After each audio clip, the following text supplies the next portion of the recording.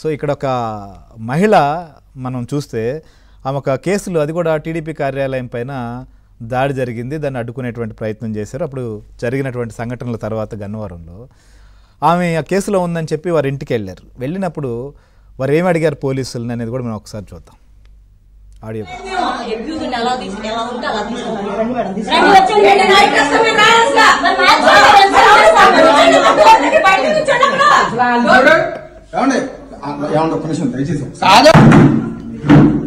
అమ్మా తీసుకుని రండి అమ్మా, మన కేసులో డ్రెస్ మార్చుకోండి.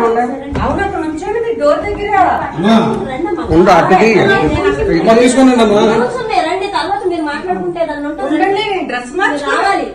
అమ్మా. అవును సార్,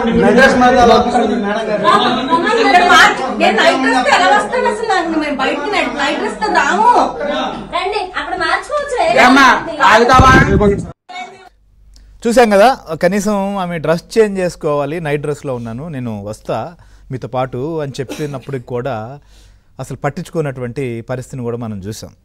గాదే గారు, ఇప్పుడేమో మీకు ఫ్యామిలీ లేదా అని చెప్పి జోగి రమేష్ గారు మాట్లాడుతున్నారు. అంటే ఏంటి అసలు అర్థం? అప్పుడు వాళ్ళందరూ ఫ్యామిలీలు కాదా, వాళ్ళు మహిళలు కాదా?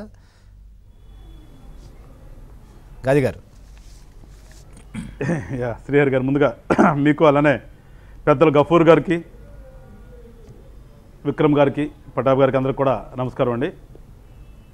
ఇప్పుడు చెప్తారు కదా, తను ఉన్నప్పుడు ఒకటి, తను కాకపోతే ఒకటి అన్నట్టుగా ఇవాళ ఈ జోగి రమేష్ అనే వ్యక్తి మాట్లాడే మాటల గురించి కూడా మనం పెద్దగా రెస్పాండ్ అవ్వాల్సిన అవసరం లేదనుకుంటున్నాను. ఎందుకంటే అతను చూసాం, ఆ జోగి అనే ఇంటి పేరుకి తగ్గట్టుగానే అతని ప్రవర్తన కానీ, అతను